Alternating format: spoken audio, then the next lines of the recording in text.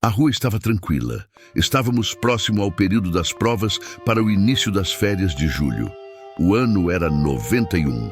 A turma se reunia somente após o almoço, lá pelas 16 horas.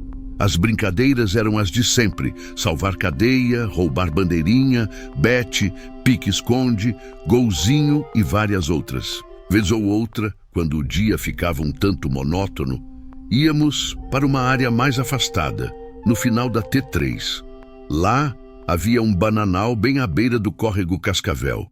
As mães diziam que não fôssemos lá de forma alguma, pois havia vários relatos de coisas muito estranhas acontecendo por lá nas noites do Bueno. Mas menino geralmente faz o oposto quando dizem a ele que existe um lugar tipo aquele por perto. Na verdade, lá era bem tranquilo. Só muita bananeira e mato, mais nada. Se alguma coisa ruim acontecia lá, só se fosse à noite mesmo. Chegamos até a encontrar uma espécie de despacho uma vez no pé de uma bananeira, mas foi só. Naquela sexta-feira à tarde, era um dia desses, bem parado. Boa parte dos meninos e meninas da rua haviam saído ou estavam presos em casa estudando para as provas. Sobrou somente eu e mais alguns que já tinham boas notas ou não costumavam estudar para fazer prova. Tudo muito parado. Vamos pro Bananal. Eu estava meio receoso de ir para lá. Na noite anterior, havia escutado alguns gritos de socorro vindo daquele lado do final da rua. Imaginei que um crime pudesse ter ocorrido ali durante a madrugada.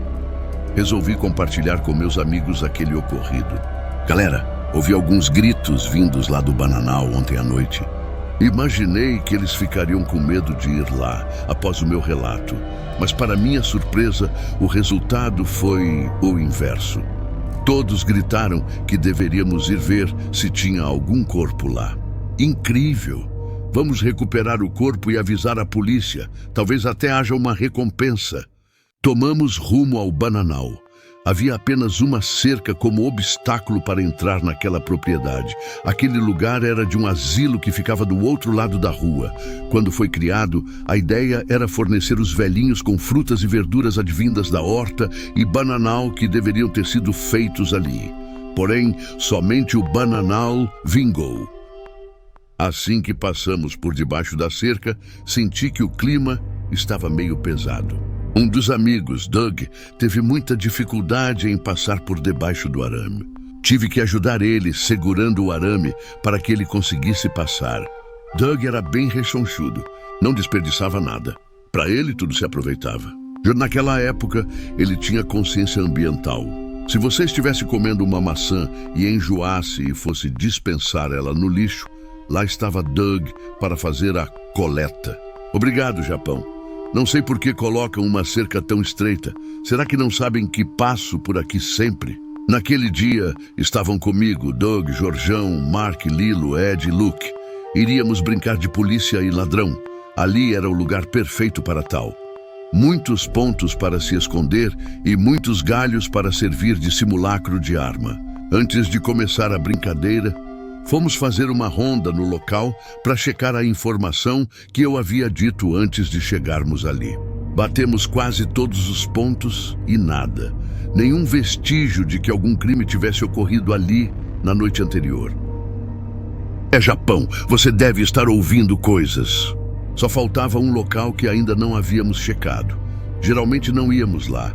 Era onde costumavam fazer os despachos, mas levando em conta os gritos que tinha dito que havia escutado na noite anterior, seria melhor checar para podermos brincar tranquilos. Vamos ter que ir lá, não tem jeito. O local era bem estranho e tinha um cheiro esquisito. Ficava no local onde tinha 4 pés de banana que formavam uma cruz, uma em cada ponta. Bem no meio das 4 bananeiras havia um despacho.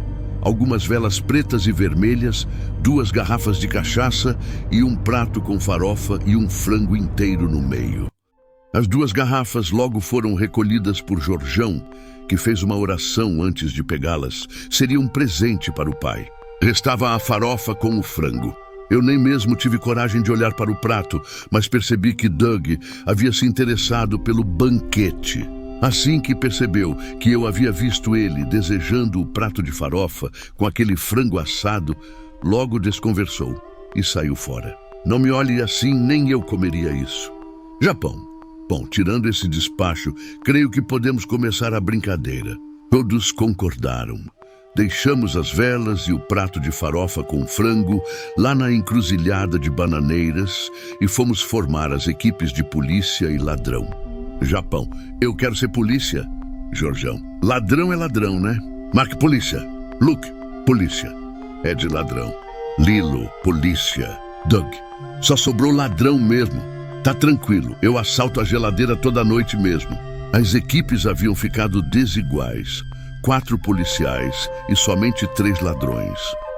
Tivemos que fazer um ajuste para que não ficasse o lado mais fraco para a equipe de ladrões. Japão, como estão em desvantagem, assim que matarmos um de vocês, este poderá reviver e fugir para outro ponto em 10 segundos. Todos concordam? Sam, Japão, ok, vamos começar. Os moleques saíram doidos, correndo entre as bananeiras e se escondendo no meio da mata. O local era perfeito. Somente os policiais podiam começar com armas.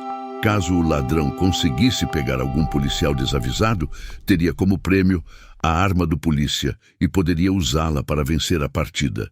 Em alguns segundos, já não vi mais nenhum dos ladrões. Até mesmo os policiais, Mark, Luke e Lilo, já haviam sumido também. Fiquei sozinho no meio da mata. Aquilo me deu um medo danado. Saí correndo também para ver se conseguia fazer par com algum policial. Rondei uns 2 minutos no meio da mata e nada. Nem polícia, nem ladrão. Todos haviam sumido. Imaginei que talvez tivessem combinado para pregar uma peça em mim. Já que eu era quem havia dito sobre os gritos na noite anterior, poderiam estar querendo me fazer provar do próprio veneno.